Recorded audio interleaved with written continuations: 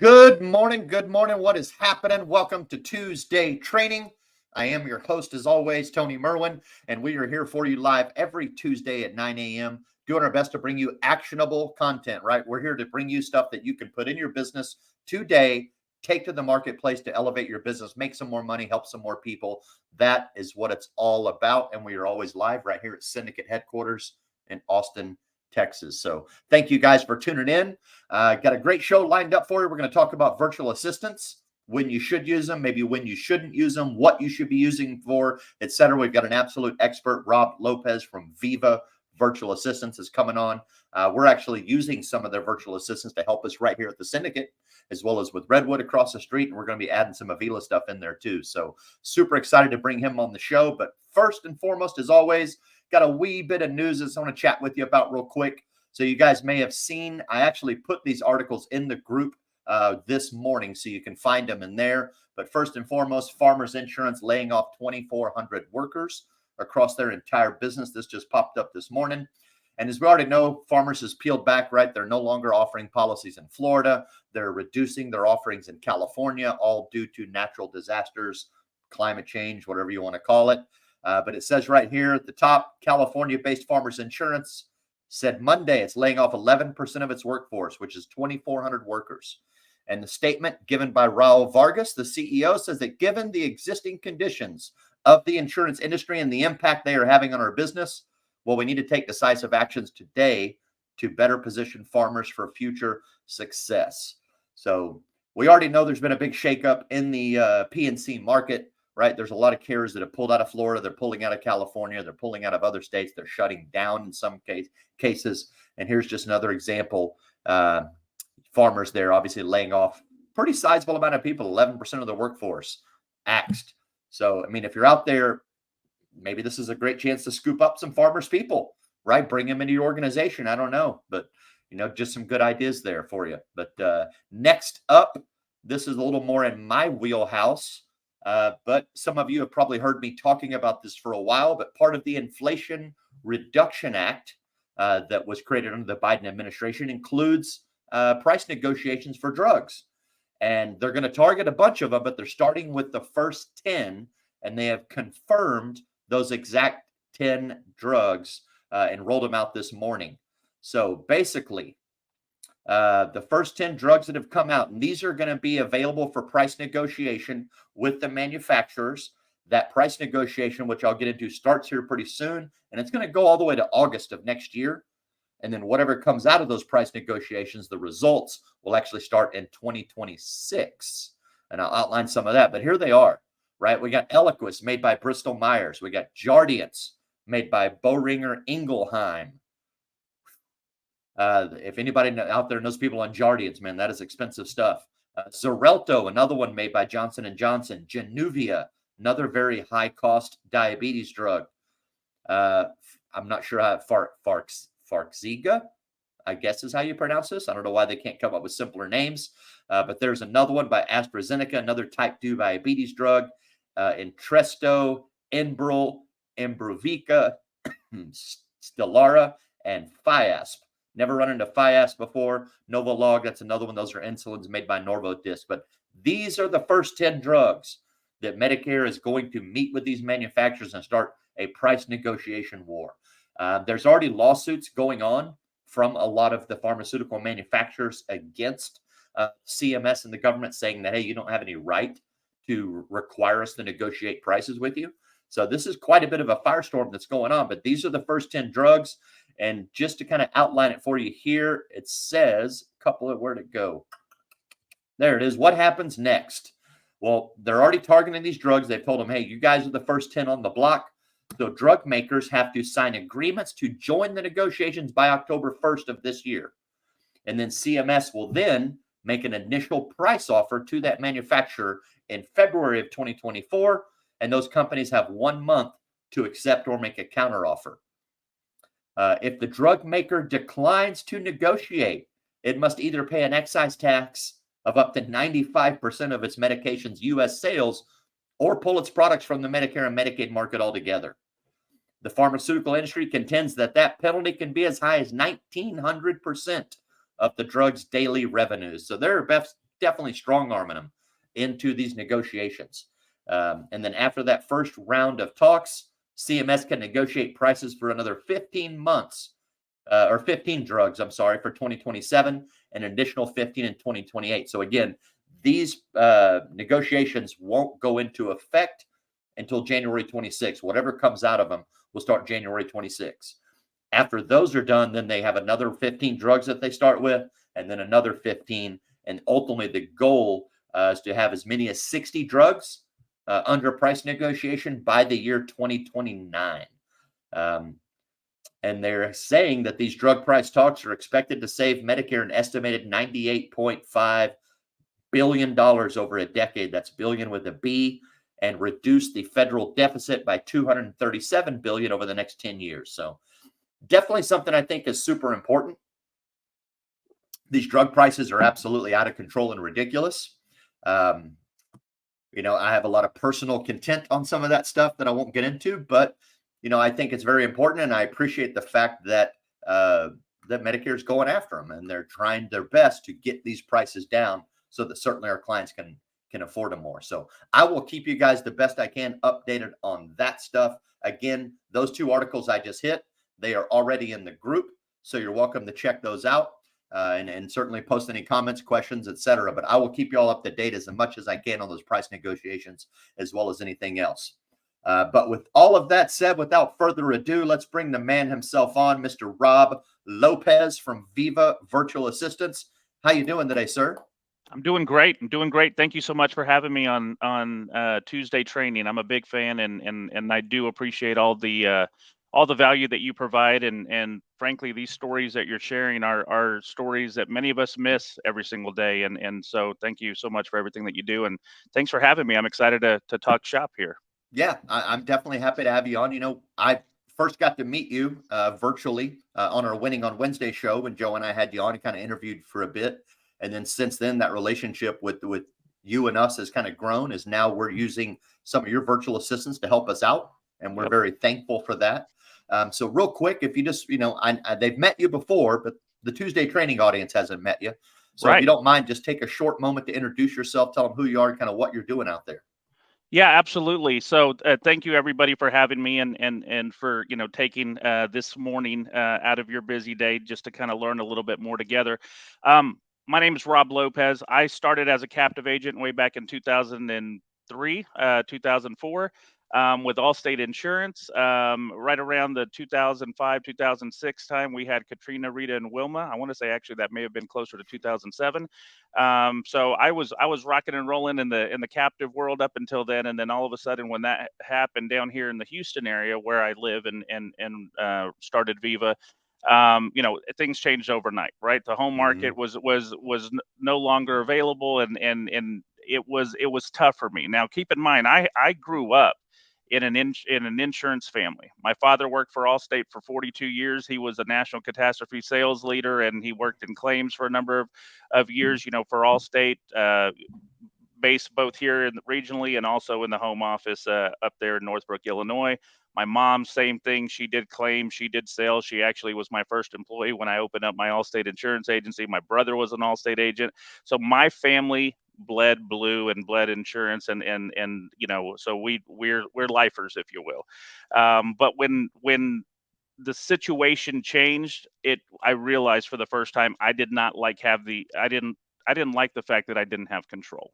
And I think that actually kind of translates to kind of where we are today, right? Every one of these articles that we're reading is showing just how much the industry is changing each and every day, right underneath our feet. And it's those agencies that take full advantage and look for ways to grow and scale their business cost effectively, and with a strategy and a process that can be followed and duplicated easily, are the ones that are going to survive this time. And so, about, I'd say 8 years ago, I was building aggregators and I needed a lot of help, and I was at capacity. And it was very difficult for me to bring somebody in that didn't know the insurance industry and teach them how to help me with commission reconciliation for all 100 of our branches, right? So I went ahead and started that. I started to outsource people that were accounting specialists, and I started to teach them things like Easy Links and AMS 360, and showed them the way that I needed commission reconciliation to work. It was at that point that I started to realize that, hey, it took forever to build out that initial process, but once I had it, my business was infinitely more scalable. And that's the control that I didn't have as a captive agent that I fell in love with.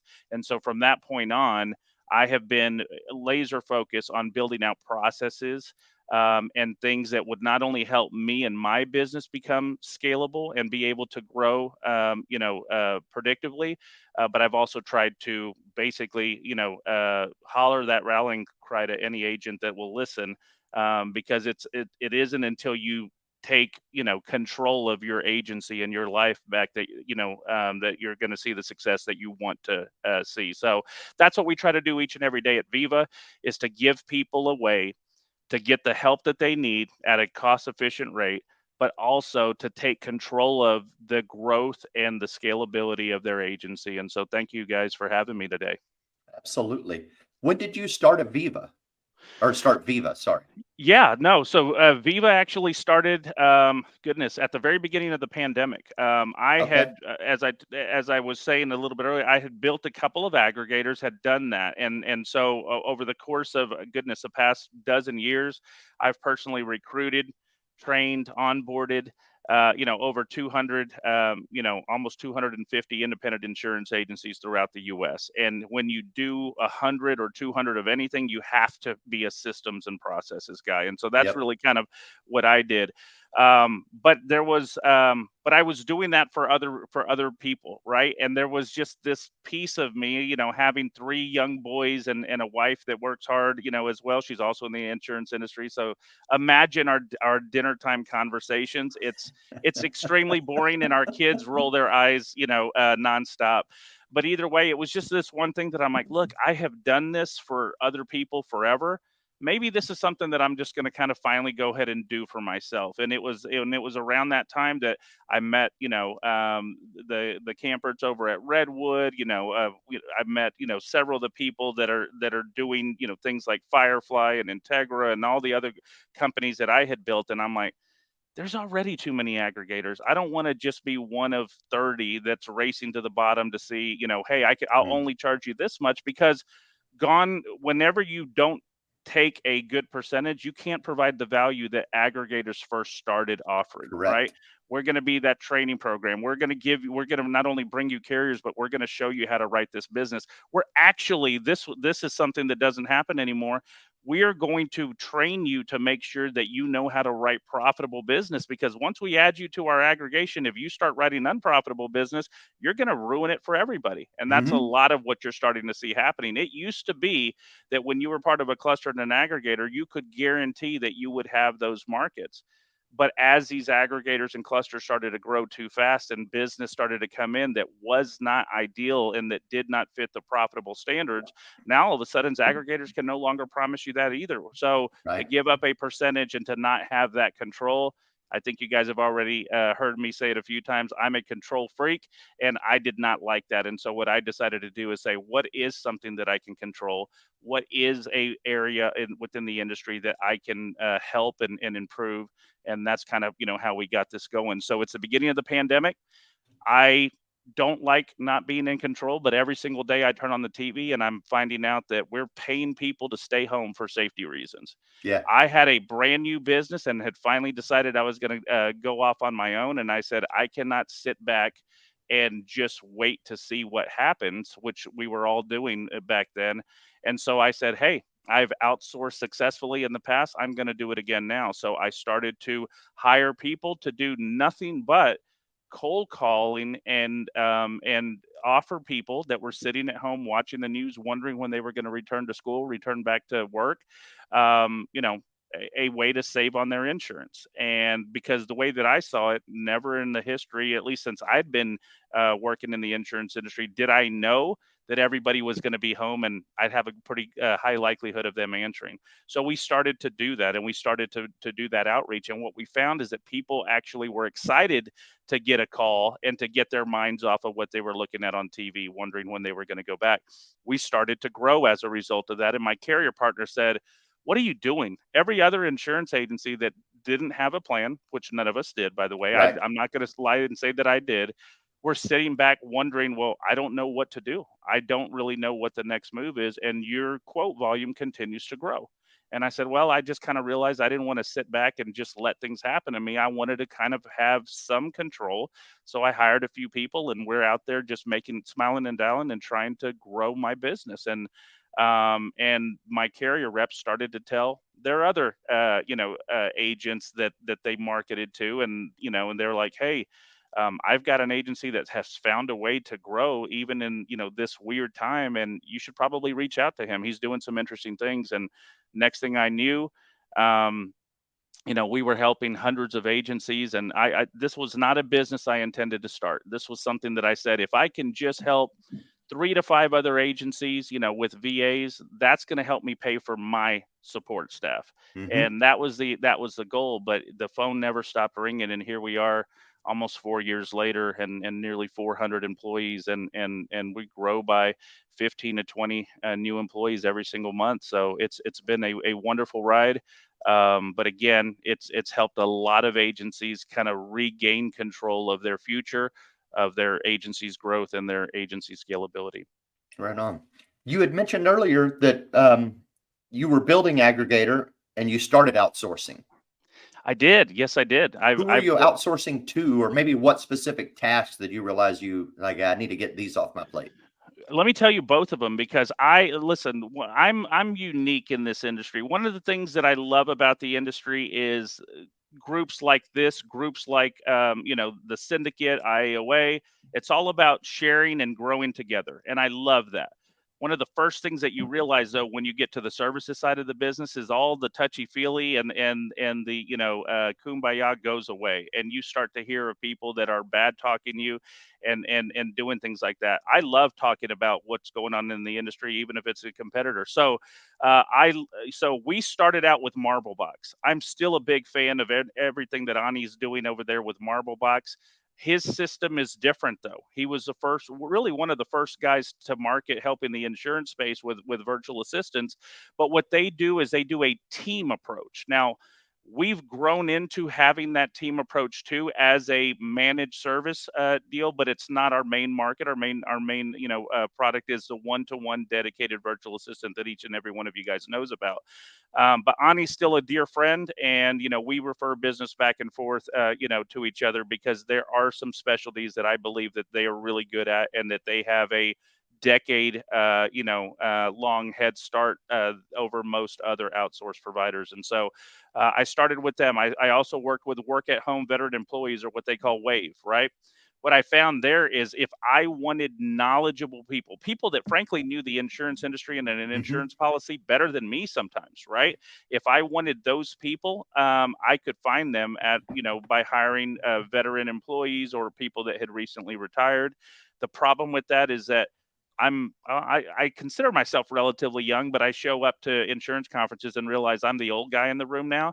But when I was trying to teach some of these people management systems and CRMs, they their eyes would glaze over, and they're like, Hmm. "Well, I don't know I don't know that. I know policies, but I do not know automation. I do not know, um, you know, uh, long-term nurture campaigns, if you will." And so that was a little bit of a challenge. I also started another company that has since become one of my biggest competitors, based out of the Philippines. So I have been doing this for a while, and so those are the companies that I've used. As far as what did I look to outsource, it there's a little bit of everything, but the very first thing that I needed help with is somebody just to help me make contact with all of our regional carrier reps and follow up with things like, "Hey, have you issued that login for this new branch partner that I brought in?" That's a nightmare, guys. And and Hmm. and and only recently is it, have are you starting to see some efficiencies with some of these companies where password resets are a lot easier than they used to be. But it used to be that we would sit on hold with another call center, for 30 minutes, give them all of our codes, give them everything that we have. Well, who are you? I'm part of the master agency. This is our code. Just for them to go ahead and do a password reset, then I'd have to turn around and contact the agency owner and say, "Hey, we've got it reset. Here's your new login." And so I would start with things like that were tedious, that were taking me away from building new relationships and recruiting and frankly training and onboarding new agents. Very quickly, I started to see that I'm selling a whole bunch of people on the benefits of using aggregation, but our accounting department was taking longer and longer to get commission statements out. And there's one thing that you don't do if you want to build a solid relationship with somebody, and that's screw with their money, right? Yeah. And so we started to outsource the day-to-day reconciliation.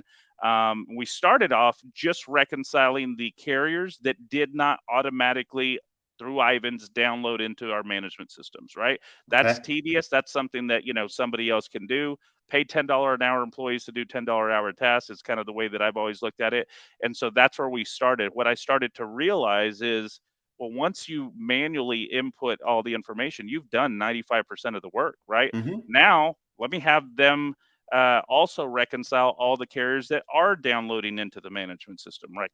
It's just a couple of clicks away and some auditing and some cross-checking, and they were able to do that. When that happened, our CFO at one of the aggregators that I had built said, "I don't know how you got them to do this, but this is saving me weeks every single month, in doing these statements. Can we teach them how to do the next tedious thing, which is to not only do producer commission statements, but to do it down to the branch level?" And I'm like, yeah, let's teach them. And so we started to do that. So it started out with accounting services and that kind of stuff. Then it became, how do I get off of the phones? Right? So we built almost like a mini kind of, 2 or 3 person, uh, you know, uh, virtual reception service, and that way that I never had to answer any of the inbound calls. I just was handling tickets that were coming in. Then we started to offer that service to our branch partners at one of, well, 2 of the aggregators that I had built, and they loved the fact that they were not gonna be interrupted by a phone call in the middle of, working on a quote and doing a proposal for somebody else, and they started to see some efficiencies there. And then I was like, whiteboarding one day with a group of my agents, and I'm like, what is the one thing that takes the most amount of time, in your business? And of course, quoting was, what Hmm. everybody was bringing up. I have to research it. I have to verify roof age. I have to, look for pictures. Is it gable? Is it hip? Is it this? Is it that? I have to do research on publicdata.com and different groups like that to find out VIN numbers and stuff, because these people don't have it, or they'll give me one, but they miss a couple of characters. So all of a sudden I can't offer a bindable Right. quote. And so we started to do that. And I'm like, if we could outsource that and build a quote specialized team that would kind of do this and that would have checklists in order to do that, how would that grow your business? How many more relationships and referral partners could you build if you weren't having to do the day-to-day quoting? Now, keep in mind, and you and I kind of talked about this before this episode, but I still do believe that a VA is not right for every agency out there, and because there's a lot of people like me that do not like it when they feel like they're losing some control. So you really have Mm. to spend time to teach that insurance agent how this isn't you giving up any control; it's you building Right. efficiencies, and through proper communication, we can overcome that feeling of loss of control. So those are the types of things that we did, and the types of initial products that we were going for. And at the end of the day, it's the same list that you're going to find if we started a whiteboard and go, what are the things that are keeping me up at night, and what do I wish I could do, twice as quickly if I could wave a magic wand. And that's kind of where we started, and it's still the way that we evolve and we grow new products each and every day here at Viva. Awesome.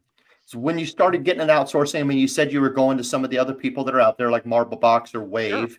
hmm Outside of them, like as you started to maybe build a Viva, where were you finding the VAs? The people, yeah, absolutely. So as I told you, I started in India, with Marble Box. I also, had built up a company that's now one of my competitors in the Philippines, because that's where the BPO industry, or the business process outsourcing industry, kind of is thriving, Hmm. and they're opening up new companies each and every day. And so of course I started in Asian Pacific countries.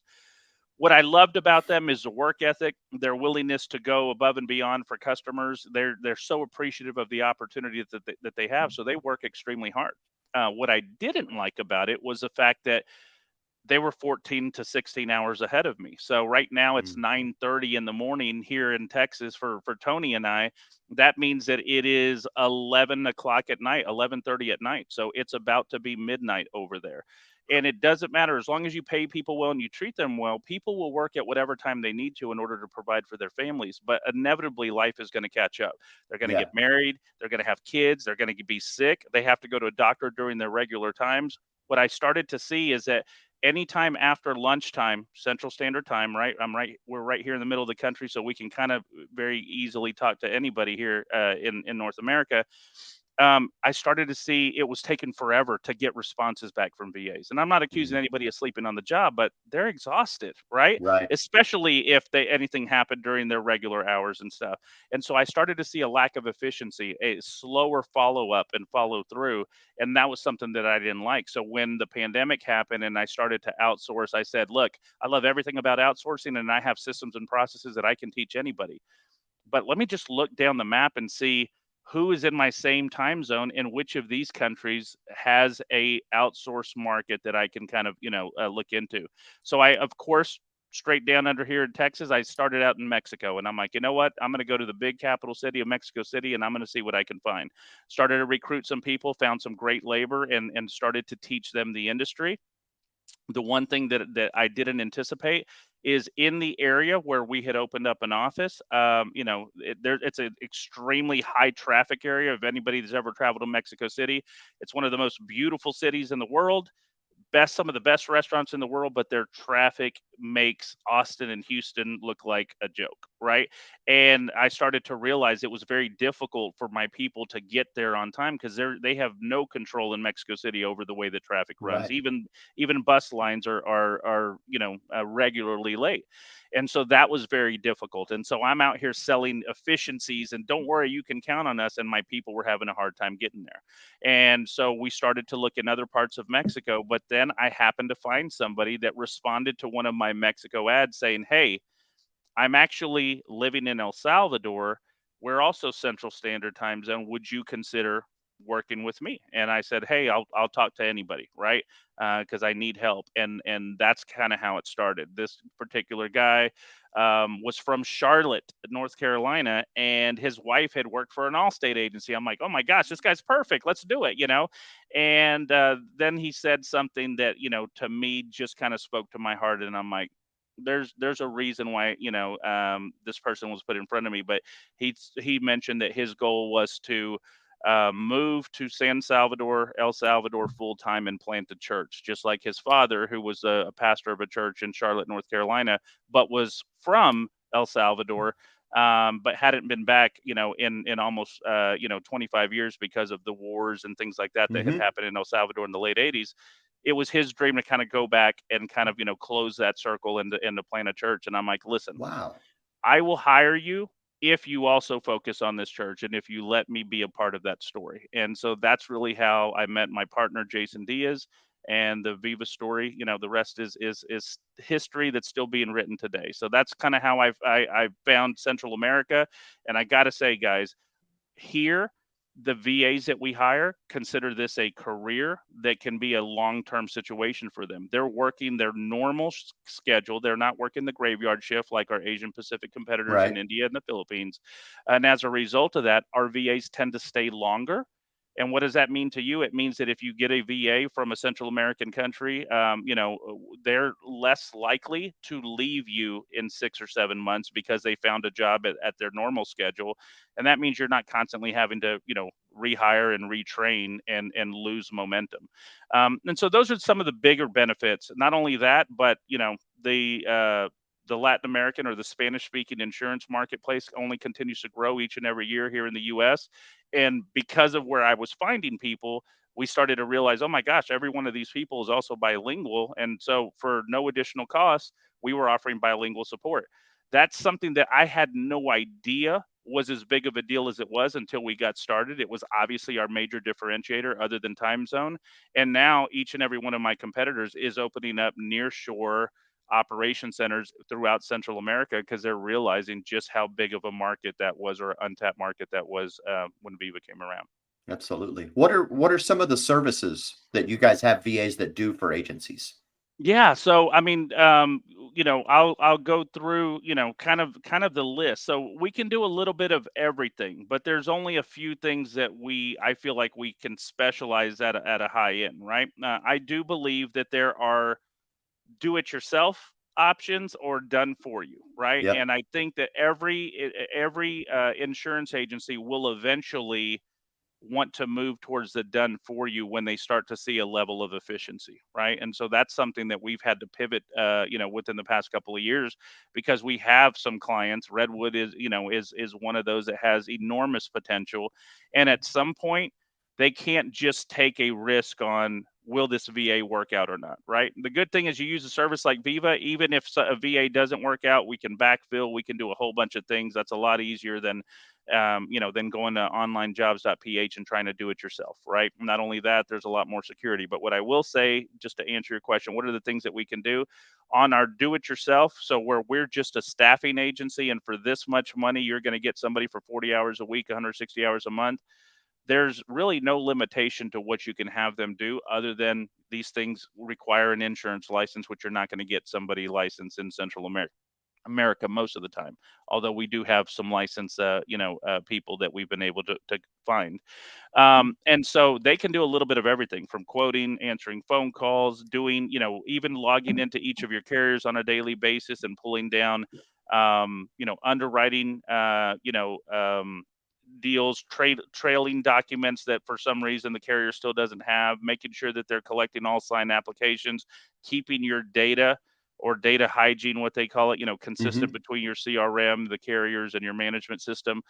Those are a bunch of things that that a traditional VA can do. And then you have specialized services like commission reconciliation. So we have an accounting team that does commission reconciliation for multiple companies, aggregators, and even some small uh, TPAs, third party administrators, MGAs, MGUs, things like that. They can also do it for your everyday mom and pop agency. That being said, is that you're not going to see them dedicated, because your mom and pop agency may only take us 3 to 5 days in order to complete that task. They have bandwidth in order to work with other agencies as well.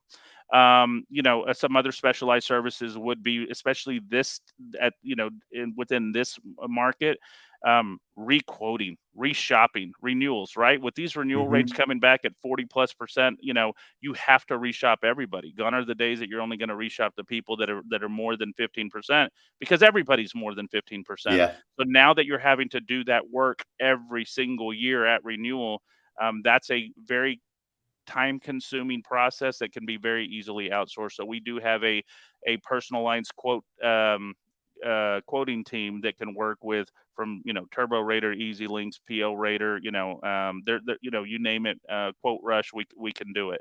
Um, some other specialty products are going to be, just appointment setting. We Hmm. have some people that will help you get new referral partner. So we will pick up the phone, and we will explain our process on how and why they should use your agency for all of their home insurance needs and different things like that. And so we will market Wow. to small home builders, real estate brokerages with 100 or more agents underneath them, and then mortgage companies. And so we've built out those efficiencies. And there's a lot of ways to do it, right? In Sure. order to become specialized, we've gone out there and taken the time to learn the mortgage industry and to offer them outsource solutions so they can kind of ramp up. And so we're able to do things to where an insurance partner will come in and say, look, I'm going to help you pay for the support to scale your business in exchange for those leads. And so there's a lot of ways that we've been able to build efficiencies and also help people build referral partnerships. But we also can do commercial, right? Commercial is difficult for any insurance agency owner, even the ones that have been licensed for a number of years. It's a completely different animal, especially when you're getting into bonds and stacking coverages just to build a schedule that will cover the full value of a potential risk. And so those are things that we've been able to grow, over the courses of the past few years, and to build a commercial specialized team to do those. Those are not things that we market on a one-to-one dedicated VA basis, because it's taken us years and years and thousands of dollars to get these people ramped up to Mm, have those specialties to be able to do it. But we can definitely charge by the hour or by the completed task. And so there's a number of things that we've been able to do and pivot towards as we've grown this business. that's quite a diverse package of services. Yeah, absolutely. At the end of the day, what we know better than most companies is we know the insurance business. We know insurance processes, and I'm a process nerd, right? And so for me, what I'm looking for is what are some other ways that I can help this industry that I love, that has provided for my family since I was born, and that continues to provide for my new family, my wife and my kids, and will hopefully provide for us for another couple of generations. So that's all I care about. Those are all the conferences that I attend, and I'm constantly looking for ways to continue to, offer solutions, offer nearshore, outsource solutions Hmm. to the insurance industry because it has been very good to me, my entire life. Awesome. So let's take this in a little different direction now, Sure. right? We got an idea of everything that you've been doing, everything that you have there, and kind of some of the different things that you started with. But let's say, if you're a brand new agent, not brand new, right? You're an agent, you're starting to build your practice, you're still a one-man shop, Okay. and you're like, man, I keep hearing people talk about VAs and that I should get me a VA so that I can be more efficient, maybe so I can write more business, etc. If you're that guy, like, what do you tell him? What do you tell him to look first? What are the metrics that he should be paying attention to on when he should be hiring a VA, if he should be, and what would be the first job to tackle? So it's a great question, and every agency and every situation is different. The first thing that I always do is I take that kind of consultative approach, and I kind of learn a little bit more about why did this person start an insurance agency in the first place, right? It's amazing the information that you learn, right? Sometimes, hey, Yeah. my father-in-law, I'm married into this family. He said you're going to take this over. Didn't really give me a choice, and I don't even like what I'm doing, but I know I have to build this business, right? It's been given to me or gifted to me, and I need to figure this thing out, right? Believe it or not, I hear that more often than you would think, right? Mhm. And there's also other people, who are, in a way being forced into the industry because if maybe it's not a father-in-law, but maybe it's just what they could find. Yeah. Right. These days, there's so many people coming to the insurance industry that studied marketing and retail, strategy and a whole bunch of other things. And they're sitting here going, this is not how I thought my life would end up. But here I am. What can I do with my time? Right. But I just want to kind of figure out how did they get into the industry? I mean, because I know if we can just kind of get to what is their why, I can find a way to help them, right? Okay. Because I've done this long enough, right? And so that's one of the first things I do is how did you get into this and why are you in it? Then what kind of agency are you looking to build, right? There's one thing, and you and I talked about it, recently. That's the worst thing that a sales guy in the VA game can say. But I truly believe that VAs are not right for nearly 70% of the agencies that we talk to, and here's why. 70%. Wow. Now, and so that's a crazy number. The number is actually a little bit closer to 66%, but we're going to round it up to 70 for the sake of this conversation. Because here's the thing: in the past almost 10 years that I've been dealing with agencies about virtual assistants, I have asked just about every question out there. Why are you looking at VAs? Do you have your any processes documented already? Um, have you ever worked with any remote employees before? Do you have the time to invest in somebody that's not in your office that isn't going to be able to very easily just listen into your call and train somebody, right? What you end up finding almost 70% of the time, at least 60 plus percent of the time, is people don't have the time. And Hmm. that one person, mom and pop, going back to your question, that's just getting started, they're they're not going to even be thinking about spending on something until it's already too late. They already don't have the time. If you're approaching hiring somebody when you don't have time and you do not have time to spend with them to answer their questions and to make them efficient within your processes, worse yet, if you don't have processes already in place within your business that you can easily say, follow these steps, and then you're doing it the way that ABC Insurance likes us to do it, um, then you will struggle with VAs. And just like this brand new lead generation tool or appointment setter that you just kind of, paid a lot of money on, you're going to immediately think, well, VAs don't work, they suck. Right. When in reality, the situation is you've never thought about how am I going to grow and scale my agency predictably, from this point forward. And so that is something that most of the time I end up having to become a consultant to these potential clients and go, I don't think you're ready, but here's what we can build together to get you ready. I'm Mm. constantly referring people to, consultants like, Dr. Billy Williams, that's also here in Texas, and saying that, listen, man, if you want processes that are ready to go, that you can pull off the shelf and implement in your agency and start to build some efficiencies and start to scale your business, go do what he's doing. Or let me show you what some of my other agencies do. But if somebody's not willing to or doesn't have the time to slow down enough and build out processes, we tell them all day, every day, we're not a great fit. There's so many other people that will take your money and just exchange 40 hours a week but don't provide any value. We don't want to be one of those. I've Right. worked way too hard to build a reputation that I've built within the industry. My reputation is built off of my father and my mother's reputation that they built within the industry, and I don't want to screw this up by trying to make a quick buck off of somebody that's not ready. That sounds crazy and it sounds like I'm a little bit full of it, but I'm telling you guys, I would rather sleep at night and know that the people that I am helping, I'm extremely confident I'm going to be able to help them grow and scale.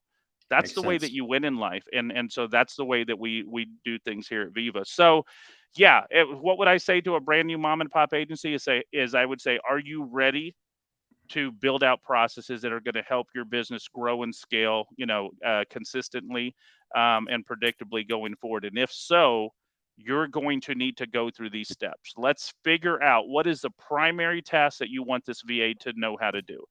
And you're going to say, oh, I want them to do commercial, certificates of insurance, and I want them to do this. And I said, okay, well, how many people can you hire here in small town Kentucky, that where your agency is, that are going to be able to do a commercial certificate within the first 30 days? And he goes, well, if they're new to insurance, nobody. And I said, well, it's no different than with somebody that's outsourced. These are young 20 something to 30 something year old professionals, that don't know the insurance industry. Keep in mind, especially in Asian Pacific countries, but even in Central America, insurance is not a requirement. Right. So we have to teach each and every one of these people what insurance is, why it's important, why is it required in the United States, and what is an agent's role within that entire buying process, Mm. right? In addition to that, we then have to teach our VAs what is your role within this insurance agency's, operation, and why are you as important, so important to the growth and the success and the customer experience for this agency owner. And then we start to teach them things like being empathetic. And we're starting to, go over some of the stories that I have in my days of being an insurance agency owner, when we had to issue a check when somebody has passed away on a life policy. When I've gotten calls in the middle of the night because one of my clients, home is on fire, Mm. and we start to share that stuff, and all of a sudden it clicks in these VAs' minds, and they're like, "Oh, this isn't just a job where I'm going to answer some calls and return some emails. I am the person that most likely is going to get the calls from these people when they're at their most vulnerable position." Right. And that's when all of a sudden it becomes a different conversation altogether. So again, we need buy-in from the agency owner, but I have to, on my side at Viva, to make sure that I get buy-in from the VAs and that they are empathetic and that they understand just how important their role is. The other thing that I have to teach a brand new agency owner is that the worst thing that you can do is to depend so much on your VA. We have people that go, well, I want to hire somebody because this is less than $2,000 a month, and it would cost me 4,000 here locally to get the same help. That's a great value proposition. But if you're never willing to consider, well, how do I get, how do I scale beyond this person? If I transfer all of my knowledge to this one VA and they leave me, what is that going to do to my operation, and how many months is it going to take me to rebuild to where I am today? So we're Hmm. constantly having conversations with agency owners going, hey guys, I'm glad he or she is able to handle all these things for you, but what are you going to do if at some point she leaves VIVA, and thus it's no longer working for you. How do we make sure that you don't put so much dependency on one person that you're now back in a situation where you feel like you have no control? So we're constantly building out things to where we're building out processes for people. We're building out backup teams that can step in at any time. And as soon as the clients start to feel comfortable that they have a backup solution, then their brains start to go, just like you and I as business owners, they start whiteboarding, well, what are all the other areas in my business where I can bring on efficiencies? And that's when their businesses explode and they start to scale in a massive way. So it's just, do you have the time, and are you willing to invest the time in order to build a business that can grow profitably and scale, predictably? And if I feel like I've got that buy-in from somebody, we're willing to roll up our sleeves and get to work for them. Have you ever said that to someone and they came back, well, I understand, Rob, but that's the problem. I don't have any time and I need a VA so that I can have time. Yes. So Everybody that tell me I need a VA so that I can get my time back as a business owner instead of doing all this crap. But you're telling me that I can't have a VA because I don't have any time, but I need a VA because I don't have any time. Absolutely. So that's why we have a virtual receptionist program, right? For as little as, 20 hours a week, 80 hours a month, 4 hours a day. Let us just take the phones off of your responsibility. It is so difficult to be a productive agent when you're in the middle of a quote and you're doing research on auto, home, whatever you need to do for a life policy, and then all of a sudden the phone rings and now your attention's over here and you're trying to put out that fire. Then you're like, where was I know I need to get this out by the end of the day, right? So first thing is, just let us take the phones off of your plate. We know what to ask, and frankly, if you need us to do some intake in order to set up your next quotes and to ask the right questions, so where you don't have to do as much research on the front end, let us just do that. That's the easiest solution, and the fastest way we can do that. When that starts to give you time, let's go ahead and have your VA as maybe the second task, other than taking calls, is to record you, Tony, and then document your processes in step by step. Every time that Tony gets a new person that calls in that's looking for term life insurance or Medicare, whatever like that, these are all the questions that he needs. And so let me document that for you. Then let me record Tony using a free software like Loom and Mm-hmm. ask Tony, hey, the next time that you're on a call with a client, will you just record your screen? I want to get that video. I want to add it to this document that has all the documentation steps underneath it. And then what I want to be able to do is to make sure that that we're able to stop the video and make sure that we're not missing any of the steps. So now a what was 13 steps is now 37 steps. When I'm able to do that, then I don't have to be the one that does all this intake. We can train the next person to do that, and I can go Mm-hmm. help you solve something else in your business. Over time, that becomes your manual, or what we call agency success playbook, to say, hey, they're looking for a home quote. I need to get these things from them. This is going to help Tony. And as long as I get all, 21 of these steps done, Tony's going to say, great job. Now I can go and work on building my business. So we're going to try to slow it down. And then the other thing that we're going to say is, don't expect somebody that's brand new to the insurance industry to do many more than two or three things effectively, Right. efficiently, and consistently, right? So I'm going to take calls. When I'm not taking calls, I'm going to be documenting your processes. Now, after a month or two, your processes, or at least the ones that you're sharing with them, are already documented. So, what is another area of efficiency that we can teach them? Maybe that's when you start to teach them quoting. Maybe that's when you say, hey, look, I just need you to do the research part so I can do the quoting and I can be able to issue those things. Or maybe it's as simple as just kind of taking or doing the follow up after you've already presented the rates and trying to get them to meet with you again so you can close that deal. Those are the best and the easiest uses of a VA, and those will bring you those levels of efficiency that even a small mom and pop agency are looking for. So is there's times where you're talking to that newer agent or agency owner, and they're like, well, I don't have some of my processes docs. Like I really want someone to do my commission accounting. Yeah. Not just something. It's like, but I don't have my process documented. Yes. Do you have a guide on how I should document that so that I can turn it over to your people? So we do. We have an internal guide, but the way that we would handle something like that, and it's very similar to the way that I did it with Redwood. Believe it or not, back when Pops or David reached out to us and said, "Look, I'm the guy doing commission reconciliation for my business, and at some point I'm going to need to hand this off." I basically kind of went through and I said, okay, look, we're going to have about five steps, maybe 6 steps in this process, and let's go through these, one by one. And this is long before we go into production and actually start to do this work for you. So the first thing that we did is I got a list from David, and I said, give me a list of all of your carriers. And I said, this is sometimes harder for people to do, especially if you're doing the right thing, which is using a password, keeper like a Hmm. RoboForm or something like that, because unless you're old school the way I used to be, that had a spreadsheet with each and every one of my deals, it's hard to say these are all my carriers, right? So anyway, it Yeah. was tell me the carriers.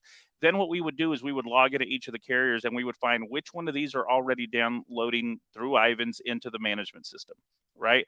And so we would identify those, and that meant that every other one we had to build a manual process for where do we get that information each and every week, each and every month, right? So let's start at, I don't know, something like Mercury. Mercury had its own application that you had to load on the computer, and then you would go through there and it would print out your statement.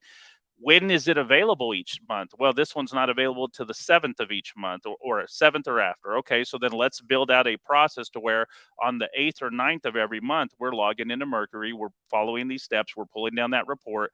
Now that we have the report, let's manually upload it into the management system, and let's build out what the reconciliation process is for that. So determining the list of carriers, which ones download and which ones don't, and then creating a process for reconciling the ones that do, and then also manually reconciling the ones that don't, right? So Mm. that's the first thing. Once we do that, what is our process to validate that the right producer is getting paid on each one of those things? If we have an unclaimed policy, what is our cutoff or process going to look like, and how do we have to message to the producers or the branches? Hey guys, we have an unclaimed policy report that we've sent out. You have until Friday to claim it. Otherwise, those commissions will be paid to the master agency, and then at that point, you will only have 30 days to notify us and claim it. Otherwise, you will not get paid until the renewal. So you have to create processes like that for unclaimed policies. You have to create cutoff dates, right?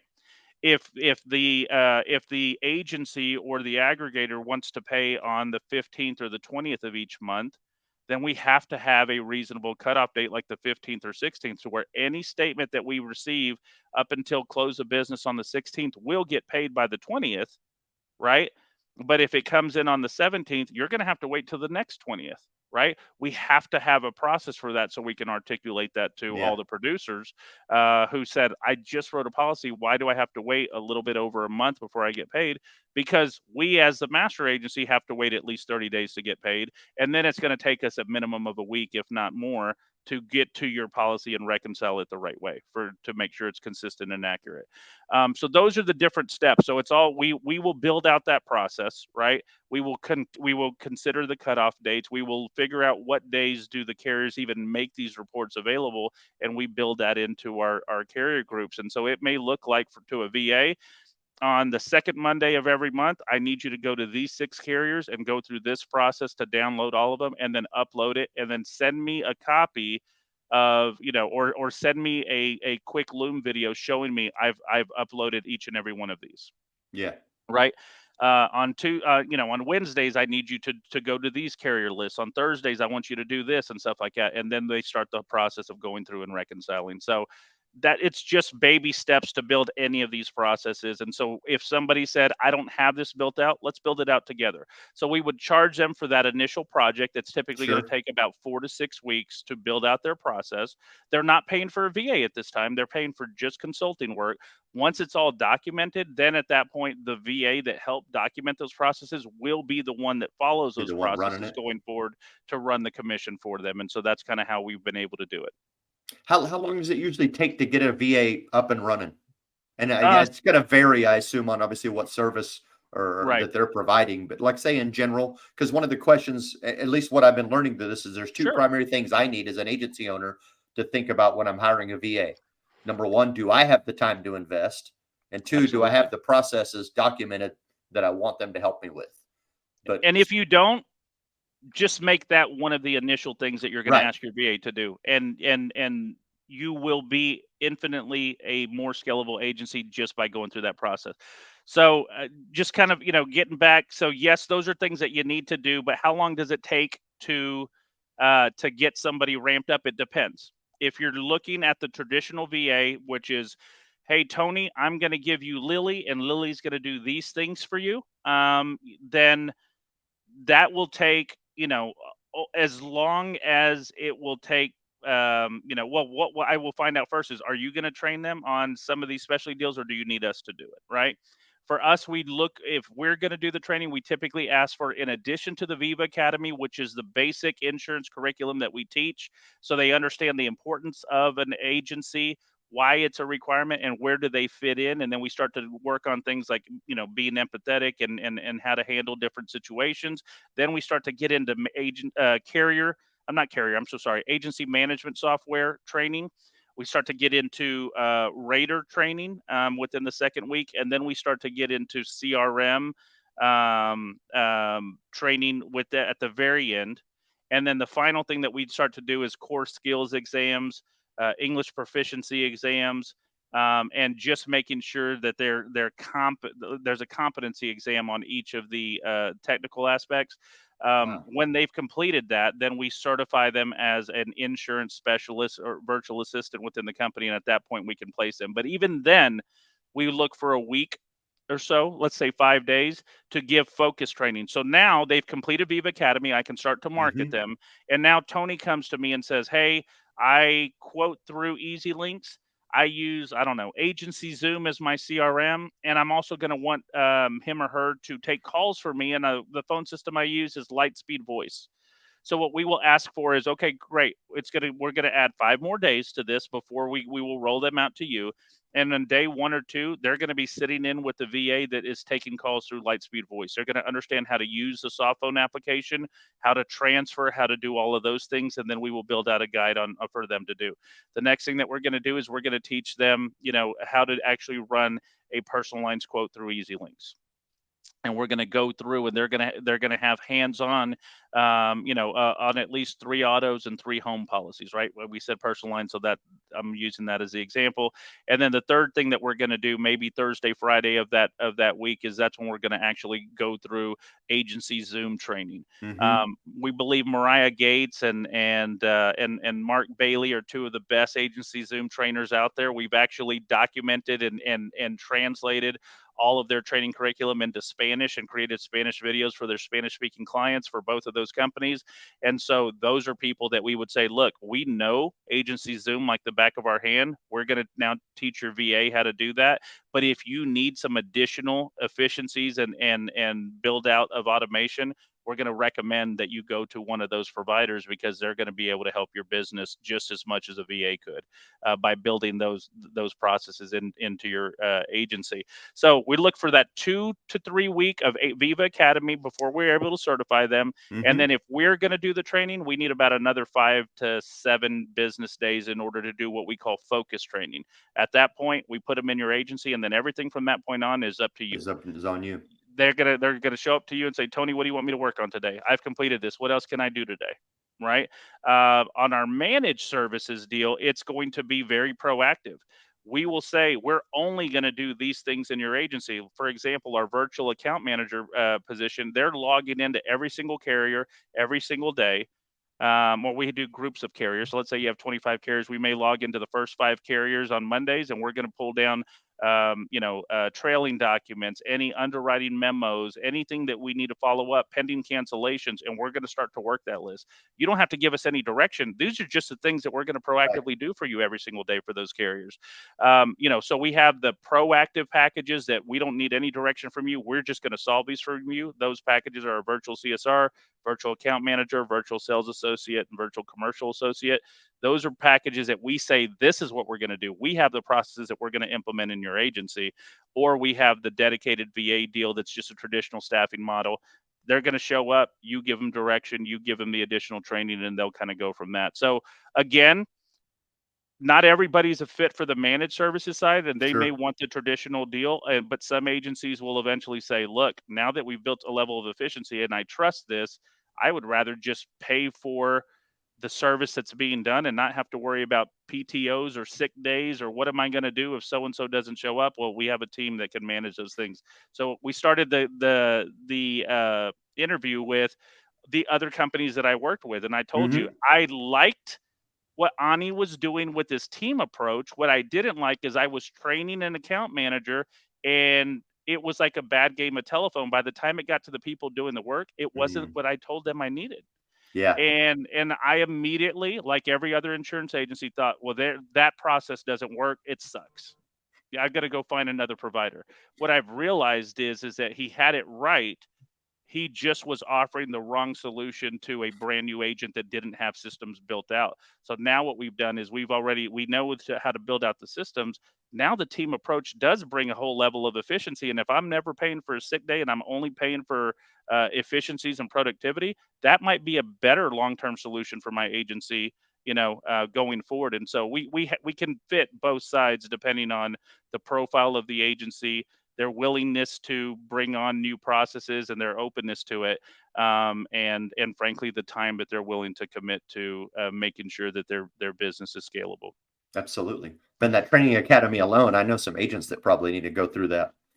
So right now we get that question all the time. We have aggregated so much content there. Everyone's like, when are you going to just let me send producers and new CSRs that we hired through that program? It's something that we're considering, but I'm going to be honest with you, none of this is proprietary, to Okay. us, right? These Right. are all things that we have just built out over the course of time. And so for me, I have a hard time charging somebody something that we learned from somebody else, or that we got Sure. from the progressives, has all these videos. Well, that's where we learned it. We just documented it. And so we're not sure if we'll ever go that route, but just know, if you get a virtual assistant or you outsource anything to us, every one of them will go through that program. And every once in a while we do kind of give access to somebody externally, but we do not sell it, just because I don't believe in profiting off of things that I didn't build and that's not proprietary to me. So Makes sense. We had one question that popped in here. It says, "Do I hear correctly that there are some stateside assistants?" So you did kind of hear that correctly. Yeah, although we didn't come out and actually say it, I have an operation center here in Cypress, or Tomball, Texas, to be more specific, and we do have some people here that are our licensed, virtual assistants, or our licensed support. We know that 90+% of everything that a non-licensed VA can do is lines up almost like exactly with what a licensed person can do. The only main things, especially in Texas, and again, those of you that are outside of Texas, talk to your local Department of Insurance for exactly what your rules are in your state. But what I will say is that about 90% of it is the exact same thing. The only real things are, they cannot actually bind the policy, Right. sign on the policy, and they cannot discuss coverage options, right? Right. But what can they do? How much can they do? Well, we can have a licensed agent that will prescribe, I want every home policy that comes out of here to be 500,000 in liability with these deductibles, 2%, 1% deductibles. I want this kind of, coverage, or on the auto med pay, I want these coverages. And we will then quote to that prescribed coverage that the license agent gave us. But we will do it consistently each and every time. That's one way to do what appears to be work of a license agent, but it's prescribed by a license agent. So we can Hmm. do everything up to binding the policy and discussing the coverages. At that point, we will need to transfer to one of our licensed VAs. So we even have a hybrid where you actually get a VA that does all the work, but for that extra, 5 to 10% that actually needs a license, we actually have licensed professionals here in Texas that can actually make those phone calls to your clients, that can present the options, and can even bind a policy for you. And in that hybrid package, you're not paying for a licensed person, which is going to cost you $4,000 to $5,000 here locally. You're just paying for up to 8 hours of access a week with that licensed person. So it's a lot more affordable, and it's a better and more scalable solution for the everyday agency owner. Excellent. Well, Rob, this has been fantastic. We're a little bit over the hour, so I want to wrap it up. But I do want to make sure that anybody that's out there that's looking for a VA, right? You're looking for some help, and you're looking for a good person to eat, whether you're looking for a bilingual one or not, right? He's right here in Central Time Zone. How do they get in touch with you? Yeah, so I would just go to our website. It's Viva VS, so Victor Sam, or Viva Virtual Solutions. So it's VIVAVS.com. You can reach out to me directly at rob@vivavs.com, and I'll get you in front of one of my talented sales guys or solutions experts to be able to talk to you about your situation and even see if you're ready for a virtual assistant. If you think you might be interested in just a little bit of help on the phone calls, we can, do that. Or if you want to kind of dive in and say, I have enough work, to substantiate a VA, let's do that. But here's what I would have everybody consider as my final piece is it's okay if you do not have the time, and it's okay if you don't have the processes documented yet. Just understanding that that's something that you're going to need in order to grow and scale your business going forward is the first step, and we can step in and help you with that documentation process. Do not wait before it's too late. Start taking control of your agency's future today. Give us a call and let's see how we can help. It does not have to be full time. Let's just start somewhere, and I guarantee you, you will start to see your agency turn around, and you'll be more predictable and more scalable going forward. So thank you for the time, Tony. I Yeah. appreciate the opportunity, and thank you to everybody who took the time to watch and listen to this episode. Absolutely, man. Thank you again for stopping by. Thank you guys as always. We're here every Tuesday. We do our best to try to bring you actionable stuff, right? Things that you can learn, put into your practice right now so that you can grow and scale your business. So we're here every Tuesday as always. We thank you for tuning in, and we'll see you next week for Tuesday training. Y'all have a great week. Thank you.